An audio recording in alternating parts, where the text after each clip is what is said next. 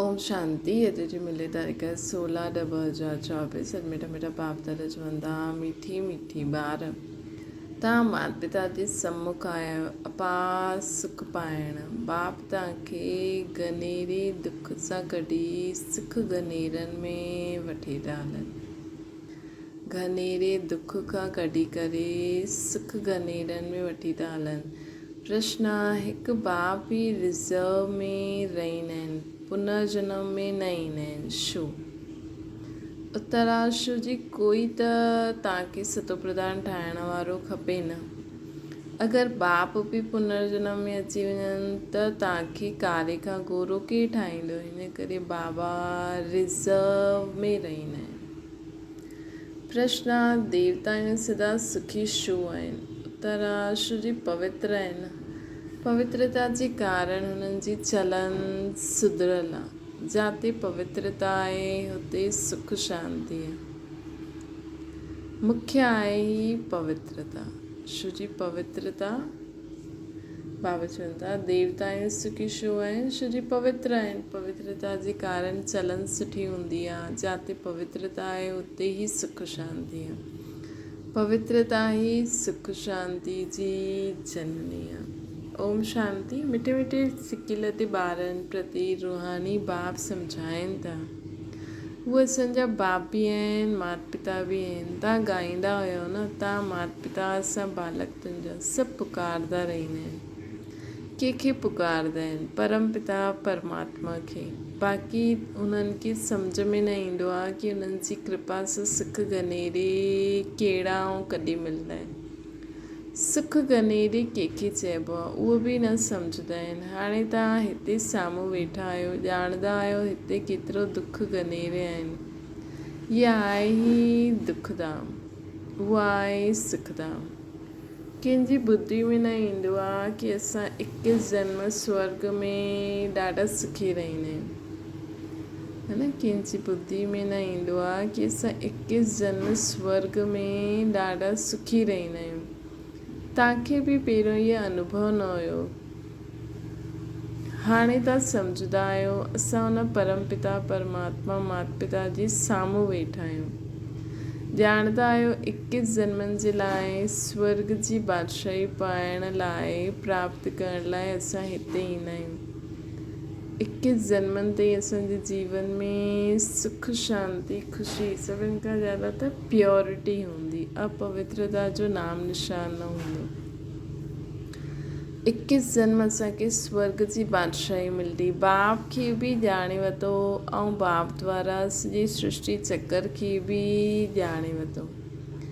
असां पहिरियों सुख गनेरे में हुआसीं, हाणे दुख में आया आहियूं। इहो बि नंबरवार हर हिक जी बुद्धि में रहंदो आहे। स्टूडेंट खे त सदैव यादि रहणो खपे, परंतु बाबा ॾिसंदा आहिनि घड़ी घड़ी भुलिजी वेंदा आहिनि। इन करे पोइ मुरझाइजी वेंदा आहिनि ॿार।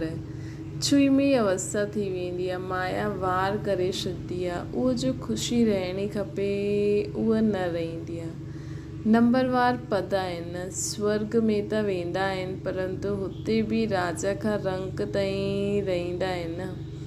उहा ग़रीब प्रजा साहूकार, उहो साहूकार मतिलबु हुते राजा बि हूंदो, वॾे खां वॾो माण्हू बि हूंदो त नंढे खां नंढो माण्हू बि हूंदो। बाबा त चवंदा आहिनि स्वर्ग में बि प्रजा जा बि दासासीं। स्वर्ग में बि ईअं आहे त नर्क में बि ईअं आहे। ऊच ऐं नीच त हूंदा आहिनि। हाणे तव्हां ॿार ॼाणंदा असां पुरुषार्थ कंदा आहियूं सुख गनेरे पाइण लाइ। हिन लक्ष्मी नारायण खे सभिनि खां जास्ती सुख गनेरे हुया। पवित्रता, मुख्य ॻाल्हि पवित्रता जी आहे। पवित्रता जी सिवाय पीस और प्रॉस्पेरिटी मिली न सघे, है न। पवित्रता जे सिवाय पीस ऐं प्रॉस्पेरिटी मिली न सघे। इन में चलन ॾाढी सुठी खपे। मनुष्य जी चलन सुधरंदी आहे पवित्रता सां। पवित्रता आहे त उन्हनि खे देवता चईंदा आहियूं। तव्हां हिते आया आहियो देवता ठहिण लाइ। देवताऊं सदा सुखी हुया। असां हिते आया आहियूं देवता ठहिण लाइ। देवता सदा सुखी हुया न। मनुष्य कोई सदा सुखी थी न सघंदा आहिनि। सुख हूंदो ई आहे देवताउनि खे, सुख हूंदो ई आहे देवताउनि खे। इन देवताउनि जी ई तव्हां पूजा आदि कंदा आहियो न। शुजी पवित्र हुयो, सॼो मदार पवित्रता ते आहे। विघ्न बि हिन में ई पवंदा आहिनि। चाहींदा आहिनि दुनिया में पीस थिए। बाबा चवंदा आहिनि सिवाय पवित्रता जी शांती कॾहिं न थी सघंदी आहे। त अगरि दुनिया में माण्हू पीस कॉन्फ्रेंस था कनि न, लेकिन दुनिया में पीस कीअं थींदी? जेसि ताईं प्योरिटी न आहे तेसि ताईं पीस न थी सघंदी। तंहिंखां त पीस कॉन्फ्रेंस न करनि, प्योरिटी कॉन्फ्रेंस करनि। प्योरिटी जी महीन परिभाषा बाबा असांखे ॿुधाई अथई, असांखे उते वञी ॿुधाइणी खपे। त बाबा असांखे चवनि था सॼो मदार पवित्रता ते आहे। जेसि ताईं पवित्रता न आहे तेसि ताईं पीस न थी सघंदी आहे। ॾिसो बाबा केॾी हुन सां सम्झ सां चवनि था। हिन सम्झ सां असां बि चई सघूं। पहिरीं मुख्य आहे ही ॻाल्हि पवित्रता जी। पवित्रता सां ई सुधरी हुई चलन थींदी आहे। पवित्रता थियण सां चलन सुधरंदी आहे, पतित थियण सां चलन बिगड़ंदी आहे। सम्झाइणो खपे। हाणे असांखे वरी का देवता ठाहिणो आहे त पवित्रता ज़रूरु खपे। देवताऊं पवित्र हुया तॾहिं त अपवित्र मनुष्य हुन जे अॻियां मथो टेकंदा आहिनि। मुख्य ॻाल्हि आहे ही पवित्रता जी। पुकारदा बि ईअं आहिनि, हे पतित पावन अची करे असांखे पावन ठाहियो। बाप चवंदा आहिनि ॿार काम मां शत्रु आहे, इन ते जीत पायो। इन ते जीत पाइण सां ई तव्हां पवित्र ठहींदा। हिन मुख्य हिन काम विकार ते जीतण सां ई तव्हां पवित्र ठहींदा आहियो। तव्हां जॾहिं पवित्र सतो प्रधान हुयो त शांती हुई, सुख बि हुयो। तव्हां ॿारनि खे हाणे यादि आई कल्ह जी त ॻाल्हि आहे, असां पवित्र हुयासीं त सुख शांती में हुयासीं। तव्हां पवित्र हुयो त अथाह सुख शांती सभु कुझु हुयो। हाणे पोइ तव्हांखे लक्ष्मी नारायण जहिड़ो ठहिणो आहे। इन में मुख्य ॻाल्हि आहे संपूर्ण निर्विकारी बणिजे। इहे त गायन आहे न, इहे ज्ञान यज्ञ आहे। इन में विघ्न त ज़रूरु पवंदा आहिनि, है न। इहे त ज्ञान यज्ञ आहे, इन में विघ्न त ज़रूरु पवंदा आहिनि। पवित्रता जे मथां केतिरो तंग कंदा आहिनि। आश्रित संप्रदाय ऐं दैवी संप्रदाय बि ॻाल्हि आहे। तव्हांजी बुद्धि में आहे सत्युग में आहे देवता हुया। बसि सूरत त मनुष्य जी हुई, परंतु उन्हनि खे देवता चईंदा हुयासीं। छोजो उन्हनि में दैवी गुण हुया। उन्हनि जो शरीर सतो प्रधान तत्वनि सां ठहियलु आहे। हुते आहे संपूर्ण सतो प्रधान। कोई बि खामी हुते हूंदी न आहे। हर चीज़ परफेक्ट हूंदी आहे। बाप परफेक्ट आहे त ॿारनि खे बि परफेक्ट ठाहींदा आहिनि। योग बल सां तव्हां केतिरा पवित्र ब्यूटीफुल ठही वेंदा आहियो, है न। इहे मुसाफ़िर त हिकु एवर प्योर आहे, गोरो आहे, जो तव्हांखे सांवरे खां अची करे गोरो ठाहींदा आहिनि। हुते नेचुरल ब्यूटी रहंदी आहे। ख़ूबसूरत ठाहिण जी दरकार न रहंदी आहे। नेचुरली ब्यूटी रहंदी आहे।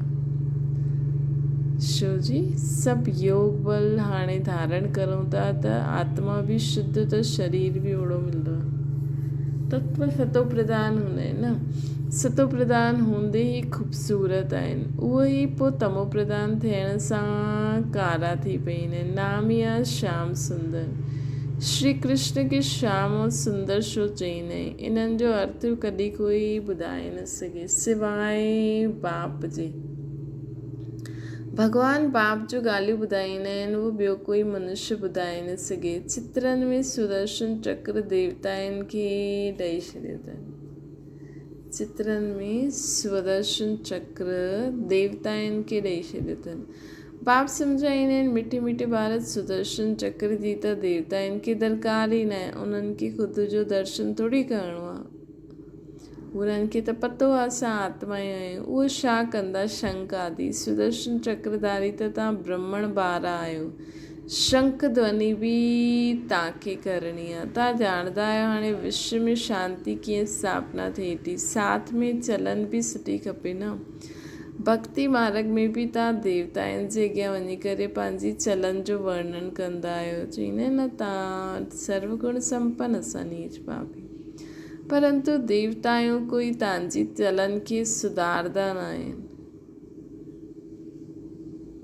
भक्ति मार्ग में माण्हू देवताउनि जी महिमा कंदा आहिनि, परंतु देवता कोई असांजी चलन खे सुधारंदा न आहिनि। सुधारण वारो त ॿियो ई आहे, उहो शिव बाबा त निराकार आहे। उन्हनि जे अॻियां ईअं न चईंदासीं की तव्हां सर्वगुण संपन्न आहियो। शिव जी महिमा ई अलॻि आहे, है न। शिव जी महिमा ई अलॻि आहे। देवताउनि जी महिमा ॻाईंदा आहिनि, परंतु असां ईअं कीअं ठहूं। आत्मा ई पवित्र ऐं अपवित्र ठहींदी आहे। हाणे तव्हांजी आत्मा पवित्र ठहे थी, जॾहिं आत्मा संपूर्ण ठही वेंदी त पोइ इहो शरीर पतित न रहंदो, पोइ वञी करे पावन शरीर वठंदासीं। हिते त पावन शरीर मिली न सघे। पावन शरीर तॾहिं थिए जॾहिं प्रकृति बि सतो प्रधान थिए। नई दुनिया में हर हिकु चीज़ सतो प्रधान हूंदी आहे। हाणे त 5 तत्व आहिनि, उहे बि तमो प्रधान आहिनि। हिन करे ई एतिरा उपद्रव थींदा रहंदा आहिनि। कीअं मनुष्य मरंदा रहंदा आहिनि, तीर्थ यात्रा ते वेंदा आहिनि, कोई एक्सीडेंट थियो मरी वियो। जल पृथ्वी आदि केतिरो नुक़सान कंदी आहे न। ती बाबा चवंदा आहिनि इहे सभु तत्व तव्हांखे मदद कंदा। विनाश में अचानक बाढ़ अची वेंदी आहे, तूफ़ान लॻंदा आहिनि, इहे नेचुरल आपदायूं आहिनि। उहो बॉम्ब्स आदि जो ठाहींदा आहिनि, उहो बि ड्रामा में न हूंदा। उन्हनि खे ईश्वरीय आपदा न चईंदासीं, उहो त मनुष्यनि जा ठहियल आहिनि। उन्हनि खे ईश्वरीय आपदा न चईंदासीं, उहो त मनुष्यनि जा ठहियल आहिनि। इहे बॉम्ब्स आदि अर्थक्वेक आदि कोई मनुष्य जा थोरी ठहियल आहिनि। इहे आपदायूं सभु आपस में मिलंदियूं आहिनि, पृथ्वी सां हलकाई थींदी आहे। इहे आपदायूं सभु आपस में मिलंदी आहे, पृथ्वी सां हलकाई थींदी आहे। तव्हां ॼाणंदा आहियो कीअं बाबा असांखे हिकदमि हल्को ठाहे करे साथ वठी हलंदा आहिनि नई दुनिया में। मथो हल्को थियण सां पोइ चुसी अची वेंदी आहे। तव्हांखे बाबा बिल्कुलु हल्को ठाहे ॾींदा आहिनि, सभु दुख दूरि थी वेंदा आहिनि। हाणे तव्हां सभिनि जो मथो ॾाढो भारी आहे, पोइ सभु हल्का शांति सुखी थी वेंदव। जो धर्म वारो आहे सभिनि खे ख़ुशी हुजणी खपे। बाबा आया आहिनि सभिनि जी सदगति करणु। जॾहिं पूरी स्थापना थी वेंदी तॾहिं पोइ सभु धर्म बि विनाश थी वेंदा। अॻियां तव्हांजी बुद्धि में इहे ख़्यालात बि न हुयो। हाणे सम्झंदा आहियो गायन बि आहे न, ब्रह्मा द्वारा स्थापना, बाक़ी अनेक धर्म सभु विनाश थी वेंदा। इहे कर्तव्य हिकु बाप जो ई आहे, स्थापना जो। ॿियो कोई न करे सघे सिवाय हिकु शिव बाबा जो। अहिड़ो अलौकिक जन्म, अलौकिक कर्तव्य कंहिंजो ॿियो थी न सघे। बाप आहे ऊच ते ऊच, त उन्हनि जो कर्तव्य बि ॾाढो ऊच आहे। उन्हनि जो रहण जो स्थान बि ॾाढो ऊचो आहे। करन करावन हार आहे न। तव्हां नॉलेज ॿुधाईंदा आहियो बाप आया आहिनि हिन सृष्टि ते पाप आत्माउनि जो बोझ उतारण लाइ। तव्हां नॉलेज ॿुधाईंदा आहियो की बाबा आया आहिनि हिन सृष्टि ते पाप आत्माउनि जो बोझ उतारण जे लाइ। इहे त गायन बि हा। बाबा पींदा आहिनि हिकु धर्म जी स्थापना, अनेक धर्मनि जो विनाश कराइण, है न। बाबा छो आहिनि हिन दुनिया सां पाप आत्माउनि जो बोझ उतारण। हाणे हिकु धर्म जी स्थापना, अनेक धर्मनि जो विनाश थो थिए। तव्हांखे हाणे केतिरो ऊच महात्मा बाबा असांखे ठाहिनि था। महात्मा देवता बग़ैर कोई हूंदा न आहिनि। हिते त अनेकनि खे महात्मा चई ॾींदा आहिनि, परंतु महात्मा चइबो आहे महान आत्मा खे। राम राज्य किथे बि चइबो ई आहे स्वर्ग खे। हुते रावण ई न आहे त विकार जो सवाल ई न उठी सघंदो आहे।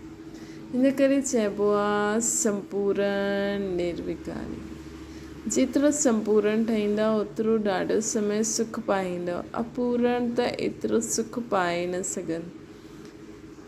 संपूर्ण ही पूरो पूरो सुख पाईंदा। स्कूल में भी कोई संपूर्ण कोई अपूर्ण हूंदा आहिनि, फ़र्क़ु ॾेखारे में ॾींदो आहे न। डॉक्टर माना डॉक्टर, बाबा चईंदा आहिनि डॉक्टर माना डॉक्टर, परंतु कोई जी पघार ॾाढी कम हूंदी आहे, कोई जी जास्ती हूंदी आहे। वैसे ही देवता आहियूं त देवता ई हूंदा आहिनि, परंतु मर्तबे जो फ़र्क़ु केतिरो पइजी वेंदो आहे, है न। देवता आहियूं त देवता हूंदा आहिनि, लेकिन मर्तबे जो फ़र्क़ु पइजी वेंदो आहे। बाबा अची करे असांखे ॾाढी ऊच पढ़ाई पढ़ाईंदा आहिनि। श्री कृष्ण खे चई ॾींदा आहिनि श्याम सुंदर, सावरो कृष्ण बि ॾेखारींदा आहिनि। श्री कृष्ण सावरो थोरी हूंदो, नाम रूप त बदिली वेंदो आहे न। बाबा चईंदा आहिनि त श्री कृष्ण सावरो थोरी हूंदो आहे, नाम रूप त बदिली वेंदो आहे। सो बि आत्मा सावरी ठहींदी आहे, बिन नाम रूप देश काल। हाणे तव्हांखे सम्झायो आहे, तव्हां सम्झंदा आहियो बराबरि। असां शुरू खां वठी करे कीअं पाठ वॼाईंदा आया आहियूं। पहिरियों देवता हुयासीं, पोइ देवता खां असुर ठहिया आहियूं। बाप 84 जन्मनि जो राज बि सम्झाईंदा आहिनि। जंहिंखे ॿियो कोई जो जंहिंजे बारे में ॿियो कोई खे पतो न आहे, बाप ई अची करे सभु राज सम्झाईंदा आहिनि। बाप चईंदा आहिनि मुंहिंजा लाडला ॿार, तव्हां असां सां गॾु घर में रहंदा हुयो, तव्हां भाउ भाउ हुयो, सभई आत्मायूं हुयूं, शरीर न हुया। बाप हुयो, तव्हां सां भाउ भाउ हुयो, ॿियो कोई संबंध न हुयो। बाबा त पुनर्जन्म में ईंदा ई न आहिनि, उहो त ड्रामा अनुसार रिज़र्व रहंदा आहिनि। उन्हनि जो पाठ ई अहिड़ो आहे, बाबा जो पाठ ई अहिड़ो आहे। तव्हां केतिरा समय पुकारियो आहे उहो बि बाबा ॿुधायो अथई। ईअं न द्वापर सां पुकारणु शुरू कयो आहे, है न। असां ॾाढे समय खां बाबा खे पुकारियो आहे, द्वापर खां। ईअं न द्वापर खां पुकारणु शुरू कयो आहे, न ॾाढे समय पोइ तव्हां पुकारणु शुरू कयो। तव्हांखे त बाप सुखी ठाहींदा आहिनि, तव्हां सुख जो वरसो बाबा द्वारा मिलंदा आहिनि। मतिलबु द्वापर में बि असां द्वापर खां पुकारणु न शुरू कयो, ईअं चयूं। हा, भक्ति शुरू थी, लेकिन पुकारणु ॾाढे समय खां पोइ थियो। बाबा चईंदा आहिनि तव्हां ई चईंदा आहियो बाबा असां तव्हां वटि कल्प अनेक बार आया आहियूं। इहो चकर हलंदो ई रहंदो आहे। हर 5000 वर्ष पोइ बाबा असां सां मिलंदा आहिनि, इहे वरसो पाईंदा आहिनि। जो बि सभु देहदारी आहिनि, सभु स्टूडेंट आहिनि। पढ़ाइण वारो त विदेही आहे न, इहा उन्हनि जी देह न आहे, ख़ुदि विदेही आहे। हिते अची करे देह धारण कंदा आहिनि। देह बग़ैर ॿारनि खे पढ़ाइनि कीअं? सभई रूहनि जो बाप हिकु शिव बाबा आहे। भक्ति मार्ग में सभु उन्हनि खे पुकारंदा आहिनि, बराबरि रुद्रमाला सिमरंदा आहिनि। मथे में फूल युगन दानो मेरो, उहे त हिकु जहिड़ा आहिनि। फूल खे छो नमस्कार कंदा आहिनि, इहे बि हाणे तव्हांखे पतो पियो कि माला कंहिंजी फेरंदा आहिनि। देवताउनि जी माला फेरंदा आहिनि या तव्हांजी माला देवताउनि जी आहे या तव्हांजी आहे? माला देवी देवताउनि जी आहे या तव्हांजी आहे? बाबा जा मददगार असां आहियूं न। देवताउनि जी न चईंदासीं, ब्राह्मणनि जी चईंदासीं। इहे ब्राह्मण ई आहिनि जेके बाप ई पढ़ाईंदा आहिनि। ब्राह्मण ई पोइ देवता ठही वेंदा आहिनि। हाणे पढ़ंदा आहियो, पोइ वञी करे देवता पद पाईंदासीं।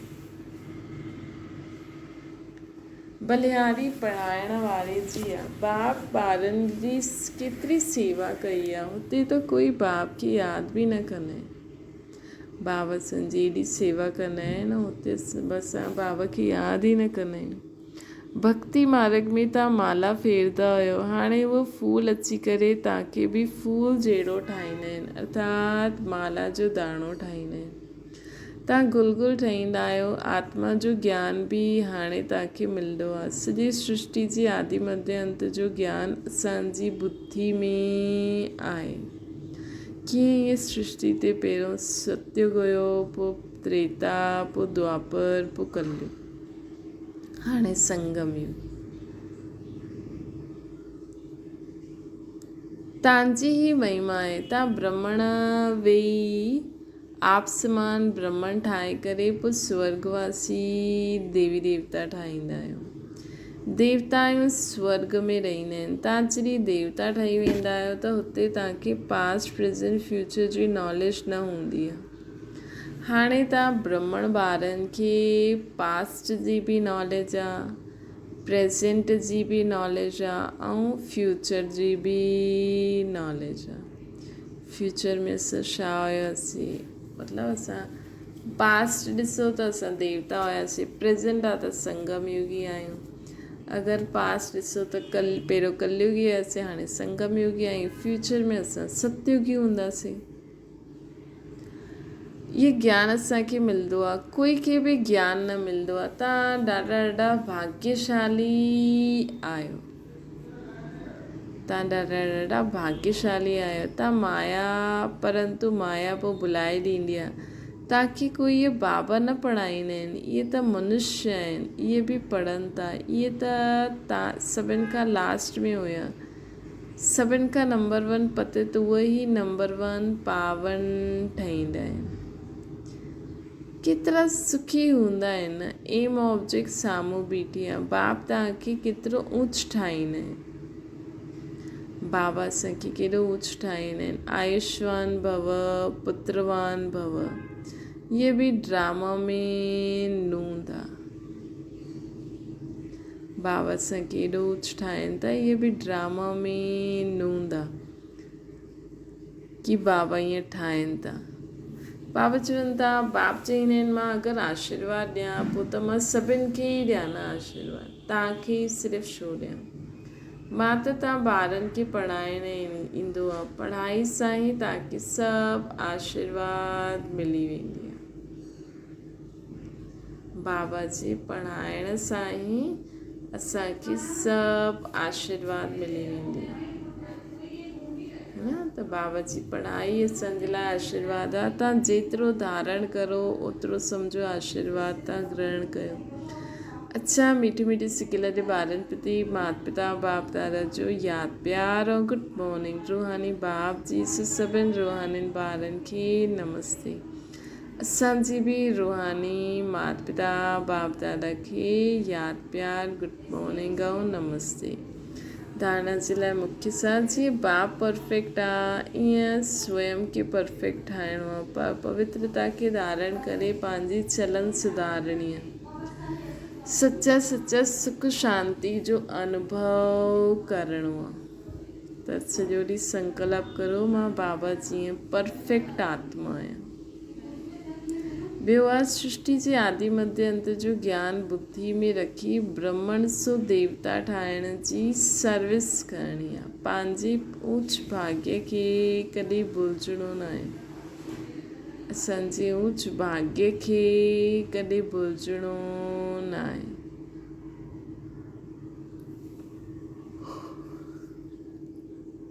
केतिरो ऊच त परफेक्ट बि ठहिणो आहे बिल्कुलु, ऐं पंहिंजो ऊच भाग्य बि यादि रखिणो आहे। वरदाना धारणा स्वरूप द्वारा सेवा करे ख़ुशी जो प्रत्यक्ष फल प्राप्त करण वारा सच्चा सेवादारी ठहो।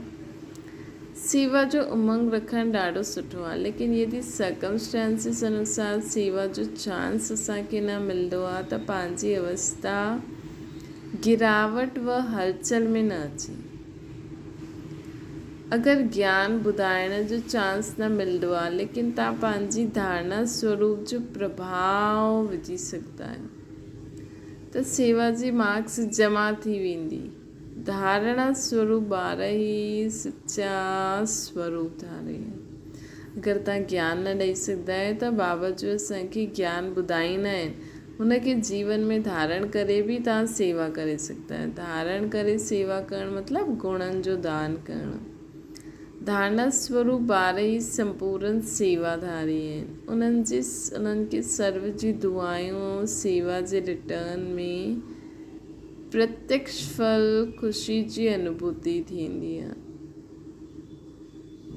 बाबा चवनि था उन्हनि खे सर्व जी आशीर्वाद ऐं सेवा जे रिटर्न में प्रत्यक्ष फल ख़ुशी ऐं अनुभूति थींदी आहे। त चेक करो असांखे कर्म सेवा कंदे हुए प्रत्यक्ष फल ख़ुशी जी अनुभूति थिए थी। स्लोगन आहे सच्चे दिल सां दाता विधाता वरदाता खे राज़ी करे वठो त सदा रूहानी मौज में रहंदासीं। सच्चे दिल सां दाता विधाता वरदाता खे राज़ी करे वठो त असां सदा ई रूहानी मौज में रहंदासीं। अच्छा, ओम शांति। बाबा राज़ी कीअं थींदो? सच्ची दिल सां। अच्छा, ओम शांति। बाबा खे यादि करो।